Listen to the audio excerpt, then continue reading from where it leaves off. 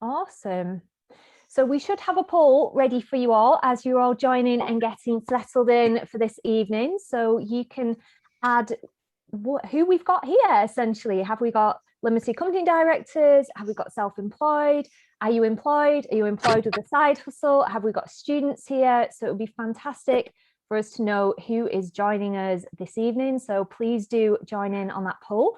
And then I shall get Paul to keep us updated and Ebony to keep us updated on what that's coming through as well, if you're happy to do that. Just will do. Awesome.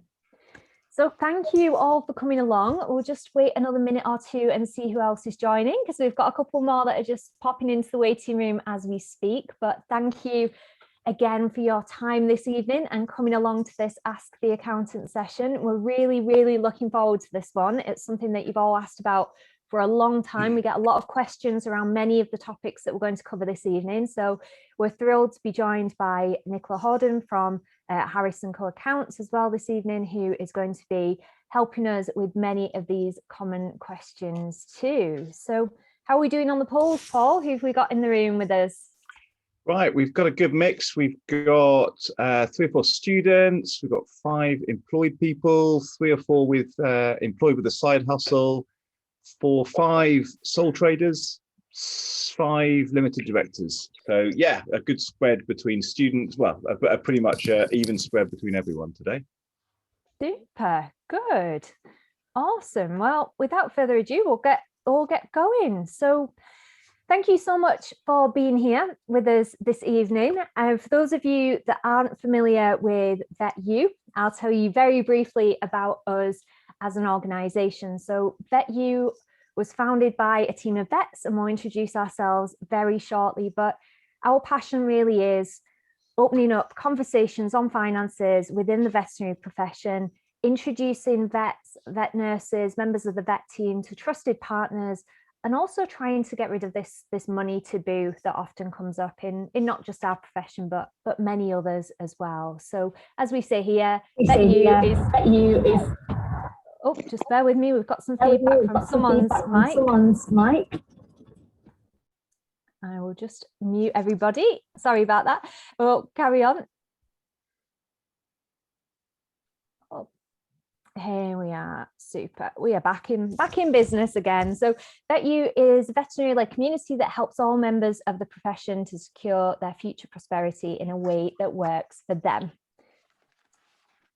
So what are we going to cover? Like we said, we're going to do some brief introductions, not only of who we are, but our special guests for this evening as well. Then we're going to cover some of the most commonly asked questions that we had from you when you registered for this event, which includes things like expenses, key dates, and obviously we're going to be covering as much as we can do within this next hour, but we've all already said, and thank you, we've had so many questions coming in. It has been fantastic, but we're also very aware that we do only have 60 minutes of time. So we're going to try and do everything as broadly as we can do to try and get everything in there, but always remember that there are options afterwards to connect with Nicola, our accountant. And there are a few other topics that did come up in the questions for VetU specifically. So things along the lines of income protection, pensions, insurances. Now, these aren't something that we're going to cover specifically this evening because they're not in the realm of an accountant as such. They're more down the route of an independent financial advisor, but luckily you can link up with an independent financial advisor on the VetU website. You can book a call in straight away if you do head there and you register. But we can talk about those products in terms of the tax implications of them. And we do also, and we'll be mentioning it at the end, have a pensions event that is coming up in May as well. So we've already done our first poll. We've had a look and Paul has kindly updated us as to who we've got in the room. So we know we've got quite a mixture of everyone, which is brilliant. Straight on to a quick intro to the VetU team. So we've got Paul Hallward, who's joining us on the call at the moment, Ebony Escalona, who's also on here, Matt Dobbs, who is not on the call this evening, but is a strong member of the VetU team too, and myself, Katie Ford, as well. So our special guest for this evening is accountant Nicola Holden, who is a partner at Harris & Co Chartered Accountants and Chartered Tax Advisors. She graduated from Lancaster University in 2005 and qualified as a chartered accountant in 2008 and a chartered tax advisor in 2009. We're in good hands here this evening because Nicola does manage their practice's healthcare services and providing advice to a portfolio of GPs and other medical professionals. I might add that Nicola is my own accountant and my partner's accountant and has been for many years now and always provides fantastic service. I've been very, very happy with Nicola and Harris & Co. She also designed and delivered the practice's auto-enrollment services, helping clients to navigate their complex regulations and enabling them to concentrate on actually running their businesses, which I'm sure we can all agree is very important too. And Nicola is also passionate about supporting women in business and has successfully launched a series of informal networking events in the Barnsley area, which is where they are local too. So we're really thrilled to have Nicola with us this evening, who's going to be going through a few of the submitted questions that we've had. We've tried to group them together because many of you have been asking similar things. But we'll get started because we've got plenty to get through for this evening and really, really looking forward to it. As ever, there are no stupid questions. This is a safe space for everybody. And anything extra that you would like to ask, please do pop it in the chat box. We may well have covered the majority of these. And like we say, we've only got until 9 p.m. this evening. So our first questions that we're coming up with, and I'm going to hand over to Nicola in just a second, for us looking at when might we go with starting a limited company versus when might we go down the sole trader route, and what is the difference between the two? So Nicola, thank you so much for being with us this evening. We really, really do appreciate your time and your expertise, and we're thrilled to be joined by you with VetU tonight. So let's start off with some of the limited company and sole trader questions. Yeah, lovely. Thank you, Katie, and thank you for the very kind introduction. It's very lovely of you. So thank you for inviting me along tonight. As Katie says, there's a huge, broad spectrum of questions that have been submitted, and we will try and give you an overview of most of those, but the detail is very complex, and please do feel free to get in touch afterwards if you want any follow-up on those. So I think the key question, Katie, that you've been having is around the difference between a limited company and a sole trader, and in which circumstances it's appropriate to have a limited company, in which circumstances it's appropriate to be a sole trader. A lot of the answers to the questions tonight will be very much it depends. And it depends on personal circumstances. It depends on the activity in the business, whether you describe it as a side hustle or whether you describe it as I guess your full-time job, if you like, and also your taxation status, what else you've got going on, whether you're working, whether you're under umbrella companies and things like that. It very much depends. The key differences, though, is probably a good place to start. The limited company route has what we call limited liability status. That's the key non-tax benefit. It basically means that if anything was to go wrong with the company, you had debts that couldn't be paid, the creditors of the company are restricted to accessing the assets of the company, not your personal assets. So a key distinction for a sole trader, where if anything goes wrong with the business, it's indistinguishable in law from yourself. So everything you own personally, house, car, computers, etc., everything are up to grabs to the liquidators. So often that can be a very key tax driver, a key driver for the structure rather than tax, just for that very reason. A limited company can often add credibility to the business that you're undertaking. And a lot of larger organisations, if you intend to engage with those, will generally only engage with limited companies because, again, there is some legitimacy to a limited company structure rather than a sole trader business. Fairly or unfairly, I'm not sure, but I think that generally kind of happens. The tax structure is very different. How you get paid is very different. How you're taxed is very different. And that it all links into limited liability structure. And flexibility as well. The limited company has a lot more flexibility in terms of having partners in there, spouses, timing of dividends, managing your income, especially if you've got a job elsewhere that takes you into higher rates of tax. A limited company can give you a lot of flexibility around how you draw money out personally and when you draw it out and when you pay the taxes, whereas you don't get that flexibility with a sole trader business. Might be appropriate time, Katie, if I've just got a couple of slides on the tax differences between the different options. Is that super? If you're happy to share those, Nicola. Yeah. That will just stop my sharing and that's fine. Yeah.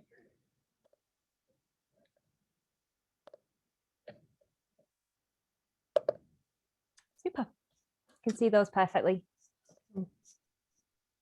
No, okay.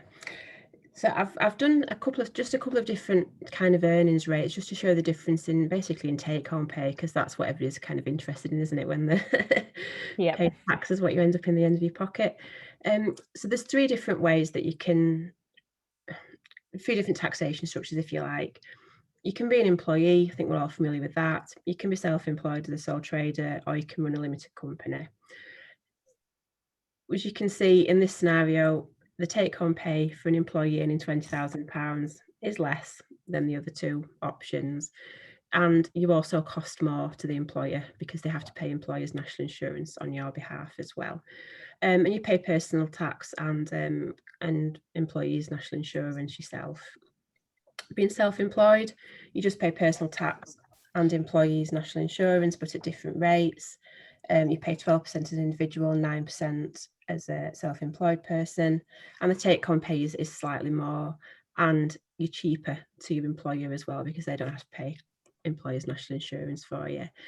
And a limited company route is a very different structure. You pay corporation tax rather than income tax on the company profits. And then in this scenario, you'd pay a very little bit of income tax on dividends, and take-home pay is again slightly more. And again, the total cost of the employer is a little bit less because you've not got any employer's national insurance, which is why employers often prefer to deal with people on a self-employed or unlimited company basis, because it's cheaper for them to engage with individuals. And then just on the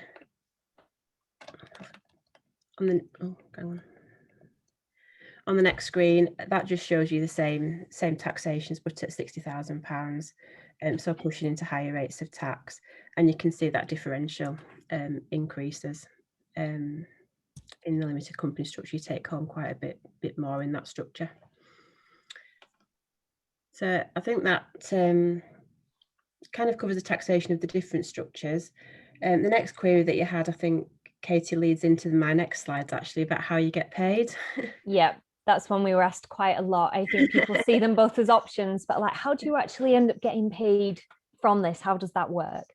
Yeah, so self-employed is very simple. Whatever you earn is yours. Once you've paid your tax, what's left at the end of it is yours to spend. It's taxed money. Very, very simple and straightforward. A limited company is a little bit more complex. And the next slide, I think, demonstrates that quite well, how complex the different structures can be. But bear with me, and I'll talk you through it. So this is basically profits of £20,000 and how that might be taxed as an individual on the left-hand column under self-employed taxes.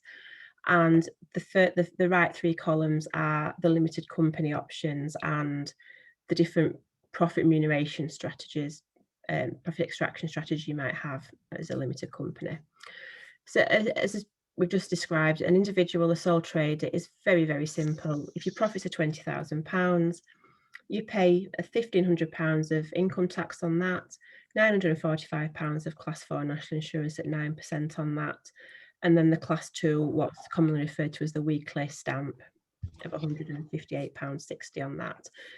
So you end up with disposable income of £17,396 in that scenario. The limited company route is very different because a common misconception is that profits from a limited company are your profits. They're not. They're the profits of the company. It's a separate legal entity and a very important distinction to remember. So With a company, the first thing it has to do is it has to pay corporation tax, and it pays corporation tax at 19%, although that may increase going forward up to 25%, depending on profit levels. What we tend to do, and our preferred, we'll focus on the right-hand column, that is our preferred kind of profit extraction model for a small company. And what we tend to do is we pay our director clients a small salary. In this example for 2021 tax year, it's £8,788 a year. And it's a very specific figure for a very specific reason. And that is around national insurance and entitlement to state pension. Processing a salary at that rate and declaring it to HMRC will get you your stamp for your state pension, which is a really important tax planning and financial planning thing to consider. The profits that remain are subject to corporation tax, and then what's left after that can be drawn as a dividend. Dividends are taxable personally, and we all have our own personal allowance of £12,570 a year to play with, which is covered by the salary and some of the dividends. We have a £2,000 dividend allowance that is tax-free, and then the remainder is subject to dividend tax at 7.5% in basic rate in this example, but jumps quite significantly to 32.5% if we're in higher rates of tax. So we end up in this scenario with actually net disposable income of £17,617, so we're a little bit better off. The other two, the salary route and the dividend route, is not something we tend to go down, but I've left that in for completeness. The next slide is very, very similar, just showing profits at £60,000. And you can see in that scenario that actually there's a much greater saving. You can save £3,000 in tax compared to being a sole trader in that example. So that kind of answers one of the questions around when is it worth being a sole trader or being a limited company. Accountancy fees are generally higher for a limited company, so at £20,000, unless you're already a higher rate taxpayer, it's probably better to be a sole trader, unless you need to be a limited company for other reasons. Going up to the £60,000 mark, actually for tax reasons as well as other reasons, you're probably better off in a limited company structure. Super. Thank you, Nicola. And quite a few people were asking how they actually start a limited company. I know you can head on to Companies House and register very quickly, but I know there's more implications behind it than just that. Yeah, it is very simple to do. You can just log on to Companies House. It costs you £13 to do. It's a relatively simple form. And very, very, very easy to do. It's the compliance that comes after that that's tricky and can often trip people up. Once it's registered, you've got a legal company there, you've got responsibilities to file accounts, to file annual confirmation statements, to report to HMRC. So it's important not just to go on there and set one up and then forget about it, because Companies House and HMRC will just automatically issue fines if you don't do anything about it to file those accounts. So definitely something worth being careful of, isn't it? And yeah. We've just had a quick anonymous question come in, Nicola, that says, so what actually is dividends versus a salary or a percentage draw of profits, which is quite a good one for us to jargon bust on the dividends term. Dividends, yeah. It's that fine balance between a lot of detail, isn't it, and jargon busting. Yeah, so in terms of a limited company, it operates in the same way as any larger limited companies, in terms of that they have employees, they have directors who are paid a salary, just in the same way that directors of BT or Asda will be paid a salary. And that's the level that we set at that £8,788. That's a wage that you recognise from your day-to-day jobs. A dividend is what you receive, exactly the same principles as if you were a shareholder in BT, BP, Shell, all those companies that you often end up with a few shares in. It's a share of profit. It's a reward for being a shareholder and investing in the shares of a company. It's just at a very much smaller level in a micro company rather than a massive PLC. And the dividends from a limited company of a small micro entity are taxed just in the same way as they were if you were drawing them down from BT. The concepts are just the same, if that helps. Super, thank you, Nicola. And Paul's made a good point on the limited company front as well. And I know we've discussed this as well before, that if you have vet or veterinary in the title of your company when you set it up at Companies House, then you need a letter from the RCVS registrar, otherwise it will be declined. So it's always one worth remembering. And Absolutely. I think you've touched a little bit on this one already, Nicola, of what if just a portion of your income can go through a limited company, and you've showed us that actually limited companies become quite advantageous the more income that goes through them potentially. Is there like a cut-off if we had someone submit a question saying only about a quarter of my income would be going through my limited company? Is it worth me having one? Yeah, I would answer that with it depends as well. Yeah.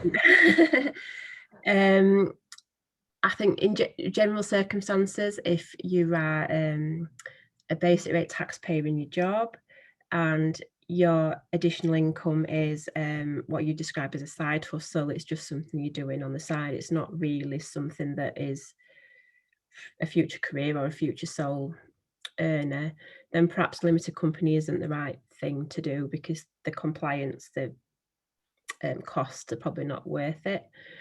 On the other hand, we do see, even at very modest levels of income, if you're a higher rate taxpayer, how companies even at £10,000-12,000 worth of income can actually be quite tax beneficial, because of the way that you can manipulate the income. I've got a GP, a consultant who does some medical legal stuff on the side. He's only aiming to turn over £12,000 a year, but actually when we work the figures through, he was better off with the company at even those modest levels of income. You just got to be careful how you manage the profit against the other earnings that you've got. So it's always, in those circumstances, probably again worth speaking with an accountant, as it depends. And slightly on this topic, again, in the chat box we've had, do you need to register as a sole trader in the same way you need to register a limited company? No, not at all. A sole trader is much simpler. You only have to register with HMRC. You submit what's known as a CWF1 form, just to let them know that you're starting to receive income as a sole trader. And the only reporting requirement is to do a tax return every year, including pages for self-employment. It's much simpler, much cheaper. But yeah, there's pros and cons of both scenarios, and it very much depends on individual circumstances what's right for each person. Super, thank you. And we've just got, and I think it's probably more than when should I shut down a limited company, but how do people go about shutting one down, just bearing in mind at the moment that and we've already said IR35 is a topic on its own that we're probably not going to have much time to give much air to this evening, but there might be quite a few people in the veterinary world that are moving towards umbrellas or going into employment. They've got limited companies. What is the process of shutting those down? Should they keep them going? Should they shut them down? What are the implications? I'm going to answer that one with it depends again, Katie. Yeah, I think if everything's quite tidy with a limited company, if you're moving very much towards umbrella with locum work, if what you're doing outside of the locum work that's now under IR35 could then be described as a side hustle, it's probably worth shutting it down. If the company itself is very simple and straightforward, it has no liabilities, it doesn't owe HMRC anything, it doesn't owe the bank anything, it has no assets, then it's very simple to do a very simple strike off and dissolving the company. It costs £10 to do. You fill a form with Companies House and they will go through various processes, but eventually they'll just strike it off the register. You can go down a more formal voluntary liquidation route with a licensed insolvency practitioner, but that can be very expensive. But maybe the only choice that you have if the company's in financial difficulty when you're wanting to close it down. So if you've got debts to HMRC or what we're commonly seeing, to be honest, with IR35 is companies that are ceasing to be useful because of IR35. Some people have taken out bounce back loans, which they can no longer afford to repay. They might have corporation tax liabilities, the final bills that they can't afford to pay, and they're in a bit of a pickle, to be honest. And those companies really have no choice but to go down a formal liquidation route, really, which will be quite costly. But that is, interestingly, on the IR35, without dwelling too much on that subject, is potentially going to be an issue in closing a company down if there's liabilities that you can't pay. Super, thank you. And I'm just checking if we've got anything else on this topic here, but I can't see anything else specific on this in the chat box, Nicola. So we'll move on to our next set of topics. Thank you for explaining those ones to us. So, one question that keeps coming up is, with limited companies and with sole traders, do I actually definitely need an accountant? What would be their involvement for self-assessment versus limited companies? With the first few questions there, is this something that people can do themselves? What benefits and bonuses does an accountant bring to this, and when do they need one? Yeah, self-assessment, absolutely, you can do it yourself. It is there's the HMRC online service that you can register for, or you can do yourself. Absolutely no issues with that. We do a lot of tax returns at that level for clients, because clients see the value in paying for our services, or paying for any accounting services, in that we're there at the end of the phone to talk to if you've got any queries, which you don't necessarily, well, you don't have if you're doing it by yourself. You have somebody that's going to cast your eye over your figures each year. And certainly when I'm doing a tax return, if I spot something like VAT thresholds are being exceeded or profits are starting to increase, well, then that'll lead into a conversation to say, actually, should we be moving on to a limited company, or should we be VAT registered? And it picks it up at a relatively early stage, depending on how quickly you do your tax return. There's the benefit of our knowledge. As vets, you do an awful lot of, you go to university for a long time, you do an awful lot of CPD. I've not quite as long as you, but I've done the same. I've been to university, I've done the 3-year training contract, 2 years, a year doing my chartered tax advisor exams. I'm required to do CPD. So I'd hope that we know what we're doing and we can pick up things that you might not pick up yourself. We make sure all expenses are claimed. We know what's coming. We know that if there's going to be an issue that's going to affect you, we can advise you in advance. And I think also the final key benefit on that is that HMRC do risk assess tax returns when they're looking for inquiries, and they do know that there are a greater number of errors in unrepresented taxpayers.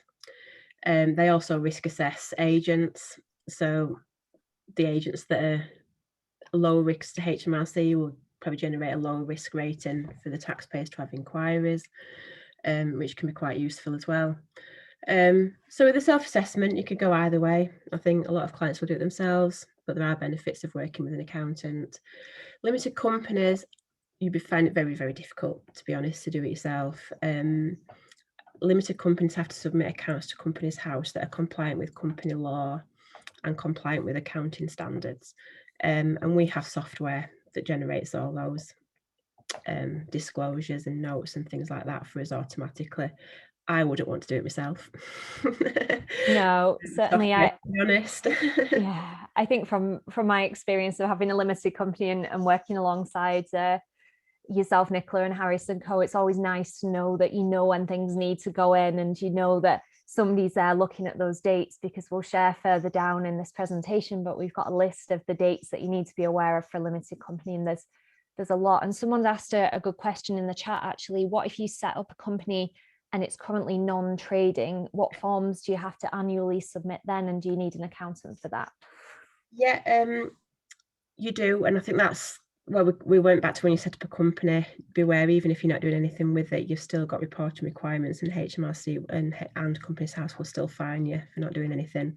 So even if it's dormant and it's not doing anything, it still has to file a set of accounts. Those can be dormant accounts where it's literally share capital and cash. And there are forms available on Companies House to do that yourself, or an accountant can do it for you as well. That's probably one where you could attempt it yourself, but beyond that, I probably wouldn't. And HMRC are automatically informed whenever a company is set up, so they will expect a tax return as well. So unless you let them know that it's dormant and they confirm that they don't want a tax return, they'll expect one, and they'll issue penalties if they don't get one. So it's not just one to set one up and then leave it even if you're not doing anything with it. So it's dormant accounts that they have to file. Yeah. Super. Technically it's Form DC01. I bet there's so many numbers flying around your head, Nicola, for different forms. That's super. And just briefly, and I think this is a question that had come up that is going to have a very similar answer to what we'd say in our profession as well. There's a lot of different pricing that people will see of structures for accountants, from much lower cost to higher costs, and someone had asked about the differences between those prices and investments that they're making. Yeah, I mean, at a general level, fees for self-assessment are a hell of a lot cheaper than they are for limited companies, because there's a lot less compliance work to do, as I think we've already discussed. So there's one differential there. And yeah, I think it's the same with like you said, with most sectors, with vets, with everything. There are differentials in prices. At Harris & Co, we wouldn't be the cheapest in our area, but we are qualified. We're regulated by the ICW, we're regulated by the Chartered Institute of Tax. Creates additional costs. We do CPD, obviously creates additional costs, etc. Anybody can set up as an account. We're not as restricted as vets. You have to have a qualification to call yourself a vet. You don't have to have qualification to call yourself an accountant. So there's different levels of experience and knowledge and specialisms. And as you'll know, in the veterinary world, the greater the specialisms as well, the greater the fees generally, because of the investment in knowledge and time to gain that knowledge. Thank you, Nicola. I really didn't know that anyone could set up as an accountant. That's taught me something new, definitely. And thank you for those. I'm going to see what we've got on our next set of questions that were submitted for us here. So this is one on expenses, and this is something that I think a lot of people had questions on in particular. And I know there'll be differences, I assume, between limited companies, self-assessment, people that are employed. But overall, to start with, people were asking what they could claim as them. Quite a few questions about, can I claim cars through my limited company? Some questions about things like flights and accommodation for volunteering. So overall, where do we stand with expenses? And also we've had a few questions on trivial benefits as well. Yeah, expenses. If you're employed, to be honest, the number of expenses you can claim are very limited. HMRC have a different definition for that. It must be what they call wholly, exclusively, and necessarily to conduct your employment, and necessarily is a very narrow definition. So where you're employed, you can claim your subscriptions. As vets, you'll have a number of subscriptions. If they're not reimbursed by your employer, you can definitely claim that back as an employee. There are fixed rate expenses. So if you have to wear a uniform and you have to launder that uniform yourself, you can claim fixed rate expenses for that. And also kind of that's designed to cover your kind of immaterial, if you might buy your own stethoscope, things like that, personal preferences, things like that, it would cover that as well. Mileage for travelling on employer's business. So if you're not reimbursed fully at the statutory mileage rate by your employer, you can claim the difference for that. You can get tax relief for pension contributions, and if you're required to work from home, you can also claim tax relief for those as an employee. So they're generally what you're limited to as an employee, whereas for a limited company, you can claim everything that you've got on that list, Katie. And I generally say to clients, I'm sure I've said this to you before, is if there's anything that you're spending money on that's related to your business, probably going to be okay. There's very little that you can't claim when you're working for yourself as a self-employed person or as a a limited company. Key things would be where HMRC, that you can't claim, would be things where HMRC would say there's a dual purpose. So you've got to wear clothes because you've just got to. So they won't allow you to claim for those unless they're specifically branded. So it's a uniform. So if you had, Vet U branding on T-shirts, that would be allowable. But if you were just wearing a unbranded polo shirt, then no, and plain trousers, that's not allowable. Subsistence is a tricky one. If you're away from your home for an extended period, then HMRC would allow you to have some claims for eating while you're away from work. But if you're going home at the end of the day and eating your dinner, you can't claim for your shopping from Asda to eat your tea that day because you've got to eat. So yeah, the car's an interesting one, and that's slightly different. You can only claim for the cost of running a car if the company owns the car. You can claim it if you're self-employed, subject to an adjustment for how much you use it for business and how much you use it for personal use. You can't claim for the costs of the car for the time that you use it for personal use. If the limited company doesn't own the car that you use, then as you've put on the slide there, Katie, you can claim the statutory mileage rate of 45p a mile up to 10,000 miles and 25p per mile. After that, that is a really quite, depending on your car, can be really quite a generous expense, and is one to really keep an eye on. It can add up quite quickly. And it's tax-free to you as an individual. It's a tax-free benefit and tax deductible for the company. So it's a really good way to get tax relief in the company, and also a really good way to get money out of the company tax-free as well. And those journeys are any business journey. So even going to drive to your accountants, going to the bank, going to buy supplies, those are all business journeys that you can claim mileage against. So that's a really useful thing just to keep an eye on. And in terms of, we've had a couple of questions in the chat along a similar, we've had a few actually, so I'll read them out. The first one is, can we claim renting a car and the mileage of the car? Is that just that if it was leased through the company and the company owned it, you just claim the lease or the mileage as well, or how would that work? Yeah, so if you're leasing a car, to claim the expenses of the lease, you'd have to have a lease in the company's name. And company cars is a whole other webinar on its own. But in very broad terms, generally discourage having a company car because of the benefit in kind rules. If it's a high CO2 emitting car, it's going to be very expensive personal tax wise to have it. There are incentives at the moment for electric cars and hybrid cars. So actually we are seeing circumstances where if somebody's wanting an electric car or a hybrid car, it can sometimes work as a company car because the tax rates they're incentivising those on the road at the moment. You can only claim the cost of running the car if the car is owned by the company. The 45p a mile is designed to reimburse for all the costs of running the car. So the cost of the car, the insurance, the depreciation, the road tax and all that kind of thing is designed to be reimbursed in that 45p a mile if the company doesn't own the car. And the next one that's come in, Nicola, is so you can you claim mileage as a sole trader? Do you need to keep a record of the mileage done for the journeys or the fuel receipts? For a sole trader, there's two ways you can do it. You can claim for all the costs of running the car and the cost of buying the car, subject to some detailed tax rules I'll not go into. Adjusted for the private use, so or just claiming for the business use element. So if it's 50-50 business use, 50-50 private use, you add up all the costs of the car and just claim half of them. But that does involve having to keep receipts and petrol receipts and totting up how much you're spending on the car during the year, plus keeping a record of your mileage, because you need to know how much is business and how much is personal use out of your total mileage in the year.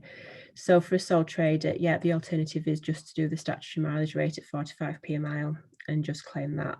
And you can work out which is the most tax efficient one, or some clients just prefer the mileage option because they can't bother keeping all the receipts and the expenses, and it's just simpler for them in terms of record keeping. Yeah. And do you just, in terms of record keeping, Nicola, would you suggest people just record each journey, the mileage and a date, or? Yeah, HMRC would want to see a detailed mileage log should they ever inquire into it. They'd want to know where you were going, why you were going there, the number of miles, and to see it added up to the 45p a mile. Yeah, they'd really expect to see that. And there are apps as well that do that these days. So rather than having to keep spreadsheets or the little book in the glove compartment that we might have done a few years ago, there are apps that do that as well. Super, thank you, Nicola. And just to reiterate as well on this list here, someone's just asked, do those expenses you can claim also apply to self-employed and not just limited companies? I know you covered this already, but just to clarify that for everyone.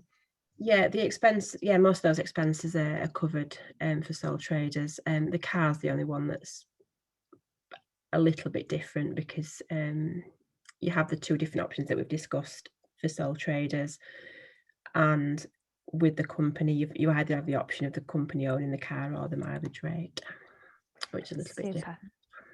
And with regard to people that are employed as well, I know we touched on this a little bit, they can claim back memberships if they've paid them themselves, can't they? And the uniform costs, which we've put some links on here as well. You can see the full list of memberships that are covered, like RCVS, BVNA, BVA, BSAVA. There's hundreds of vet organizations that if you pop in this bit.ly link, you can check those.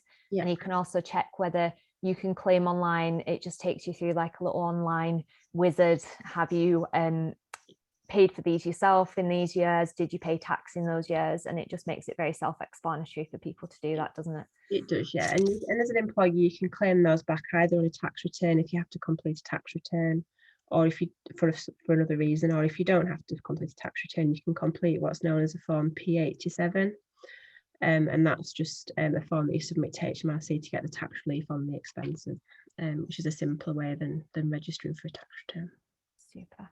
And quickly, someone had asked in the chat as well about trivial benefits and what they are along the lines of expenses. What would trivial benefits, what do they mean, and what are they, Nicola? Trivial benefits in the tax term is around benefits that HMRC aren't really interested in taxing because they're trivial. We see that most frequently with limited companies in terms of very small voucher payments. You can pay vouchers up to £50 each that's not taxable because HMRC aren't interested in benefits in kinds on such small amounts. And you can pay those up to £300 for directors, which is another good little profit extraction thing. Mobile phones, the company can pay mobile phones, that's a tax-free benefit. Again, HMRC are interested in taxing one mobile phone per employee, so that's pretty useful. And computer equipment, you can get limited companies to buy your computer equipment, and you can have private use of that without any benefit in kind tax charges as well. So there's it's still got to belong to the company, but you can have free use of it. Same with stationery equipment and things like that. I always found when you told me about the vouchers one, that was very useful as a limited company director. It was a little bonus that you could come along. So I'll pop on to our next set of questions, because this is quite an interesting one that we've had in the chat as well that goes alongside. And a lot of people were asking this about declaring their side hustle money. And just as an extra that I'll add in here for you as well, we've had, if you have multiple income streams, payee, 0 hours, services to other businesses, side hustle, selling goods and online courses, can these be combined into one limited company, or is it best to have a different business for each? And are there accountants that deal with these complex situations rather than off the peg contractor accountants? Yeah, yeah, a lot of questions there. Whichever one you'd like to start with. I'm sorry, Nicola, I sent you a few there all at once. The side hustle thing is probably the simplest and easiest one to answer. Again, HMRC are very much looking towards triviality, I suppose, and what's worth their time and effort in dealing with. So a couple of years ago, they introduced what we call a trading allowance. So if you have this is sales, not profit, it's sales of less than £1,000, which falls below this trading allowance, HMRC basically said, we're not interested in that. We're not interested in taxing sales of less than £1,000. It's just not worth the administration for either parties, really. So you don't have to declare that if it's income less than £1,000. Not important, it's income, not profits. So it's before your expenses. If your side hustle money, your sales are greater than £1,000 a year, then yes, you do have to declare it to HMRC. You do have to complete a tax return. Again, you can use that £1,000 trading allowance as a fixed rate expense. So if you have sales of £2,000 and expenses of £500, for example, HMRC would allow you to just deduct £1,000 of trading allowance. So your profits would be £1,000 rather than £1,500 in that example. So that's quite nice. You have to submit a tax return, you have to register for self-assessment. It's that CWF1 form again that you would do for that. And I know you've got a slide later on, Katie, around the timing, but it's an annual thing and generally would be in sync with the tax year in terms of reporting those figures. If you have multiple different sources of income, you can have them. You can't have umbrella income through a limited company, but if you have different sources of non-IR35 locum income, courses, selling goods, those kind of things, you can combine those with a limited company. Absolutely fine. There's no reason you can't have them all in one. The only little aside to that would be around risk. So if you've got one particularly risky area of the business that was potentially going to bring down the whole lot, you might want to hide that off separately. But that's, to be honest, that generally happens in property and property development, to isolate risks on the different development sites rather than anything else. Insurance might be a little bit tricky because you'd have to make sure that your insurance covered all your different aspects of your business activities. So that might be a little bit tricky. But other than that, that's absolutely fine. And there is, I guess, taking that one step further, there is the very real possibility, particularly with IR35, that you might end up with some employment, some IR35 income through an umbrella, a side hustle and limited company. Perfectly possible to have all four of those options for good reasons.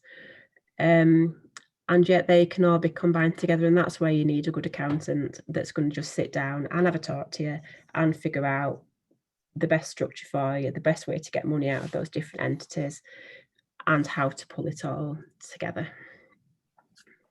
Super. And I was going to say, Nicola, that's where I've always been really pleased, because just the same as the person that's asked in the chat, I've had so many different income sources. Some of them have gone payee and have to go on the self-assessment as my limited company director accounts and then the company accounts, and there are bits that go everywhere, but it's nice to have that all under control and someone that understands all those different parts as well.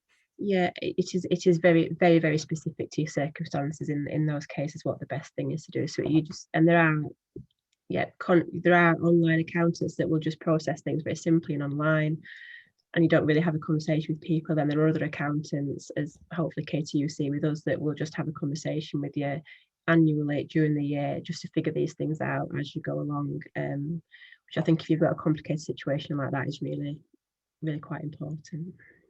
Definitely. And I think we've already touched on the registering for self-assessment and how we do that as well, and you've named some of those forms, so where we need to declare everything. And then we're moving on to the last section, because I know we've got 10 minutes left.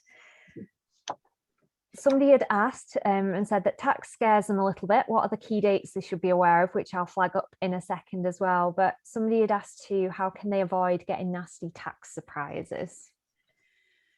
The tax dates, tax is scary, and I always say that Moira Stewart, that comes on the TV on the adverts and said that tax doesn't have to be taxing, is the biggest con that I've ever seen in an advert, because tax is taxing. That's why we do a qualification just in tax, alongside the general accountancy qualification. So how can you avoid getting nasty little tax surprises? You just need to be compliant, and you need good advice to help you be compliant, I think. Just asking questions, get a good advisor and speak to them and share things with them. There's nothing worse than having a client that decides they're going to get a really high CO2 emitting, I don't even know what they are anymore, Land Rover or BMW or something like that, and they bought it through the company, and they come and tell you after they've done it, and you work out the benefit in kind, and you tell them that is going to cost you an absolute fortune, and it's too late to do anything about it because they've bought it, and they bought it in limited company's name, and it starts to get messy to do anything about it. So yeah, talk to your advisors before you do things like that. It's probably the best way to avoid getting nasty tax surprises. And someone's asked in the chat as well, which leads on nicely from what you said about all the extra qualifications and the variety of what's out there accountants wise. How do you know if an accountant is good? That's a good one. My philosophy in life with anything, I obviously don't have an accountant, but is to take recommendations from people that you know, people that have used accountants, people that know what they're like. I think a member of a good professional body, so we're members of the ICAW, there's the ACCA, the Chartered Institute of Tax, we're all fully qualified advisors. You go down to the next level of AAT technicians who have done technician level qualifications but not quite got there to kind of the full kind of professional level qualification. But I think recommendation from people that you know and trust that have had experience with accountants is probably the best way, and have a conversation with them. Most good accountants will happily have, and we offer an hour's consultation at no cost, no obligation. You know, have a conversation with them, see if you get on with them, see if you trust them, listen to what they're saying, and you know, get a feel for whether you trust them, because you're putting your money in their hands, really, aren't you? So you just look them in the whites of the eyes and see. Yeah, that makes sense. And they've just said, is there any benefit to, say, using a veterinary specialist accountant, or should any qualified accountant be capable of advising regardless of the profession?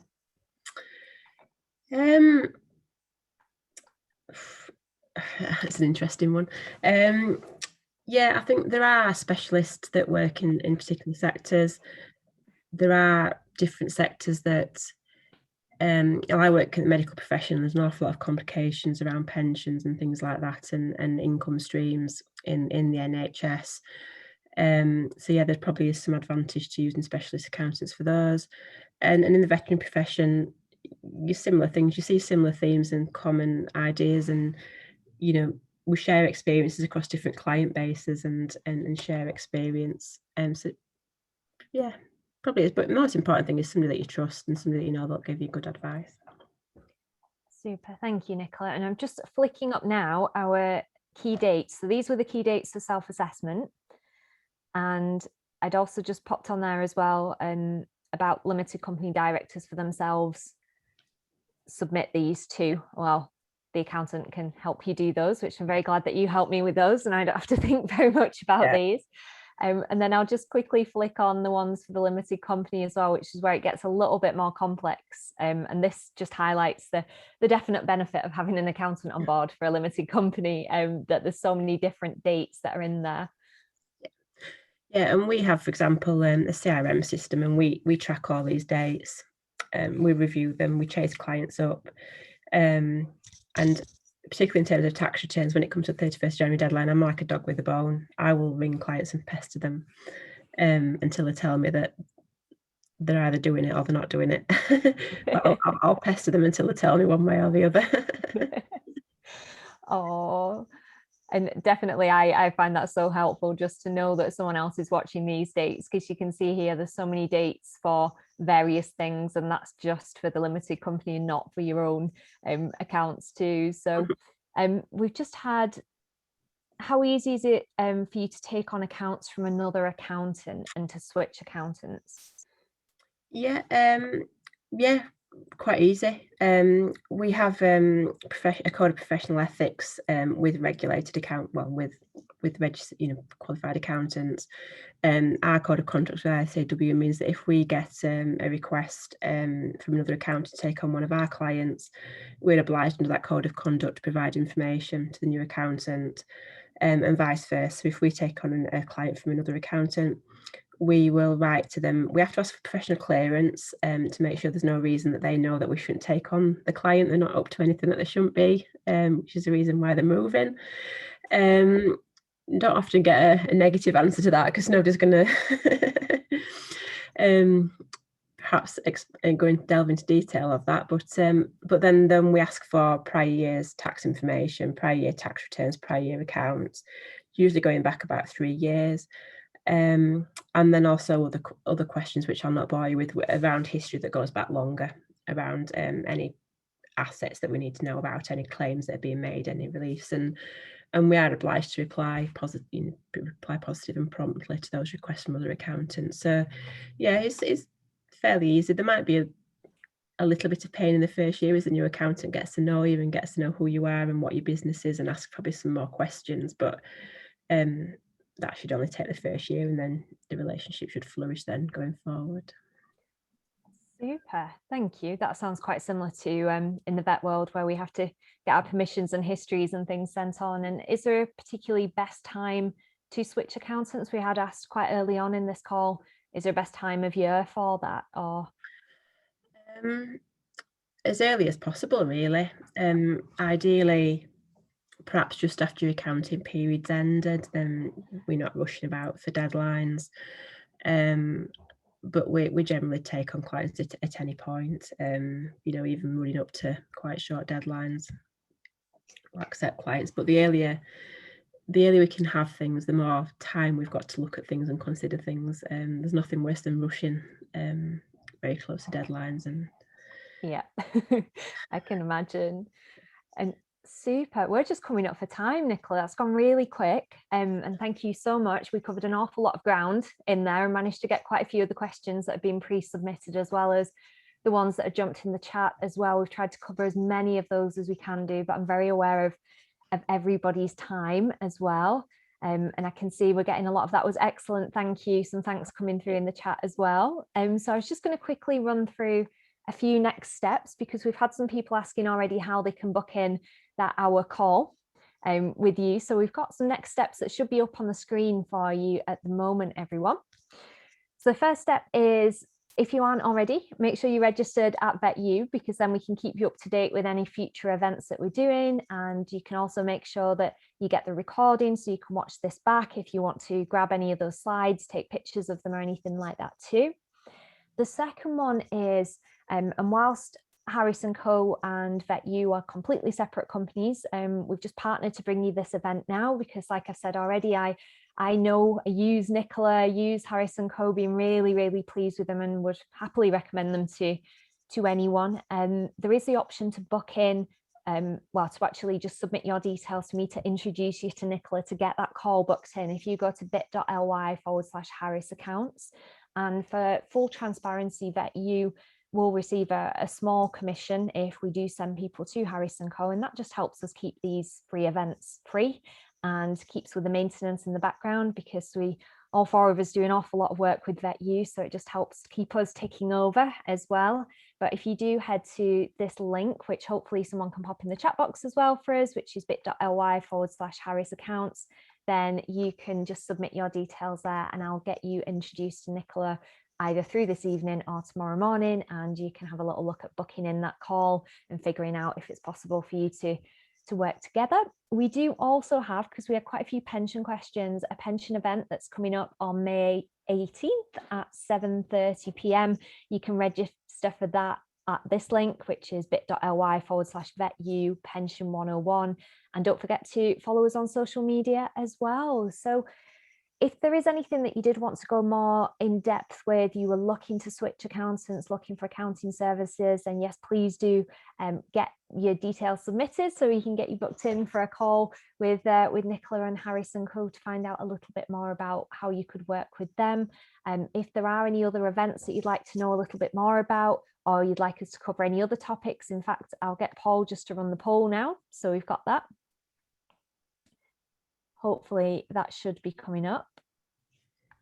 Is that running, Paul? Super. So if there is anything that anybody would like to see us cover, then please do get that either in the chat box or submit it in the poll. And we just wanted to say a really, really big thank you to Nicola. That was fantastic. Loads of topics covered. That was a huge amount of ground for us to try and do in an hour. And I think we managed it pretty well. And we're getting loads of nice comments. We're getting thank you, really clear and useful. Thank you. Thanks for your time. Thank you very much. It's been super helpful. I tend to put my head in the sand over finances and let the accountant sort it out. But this has been really good.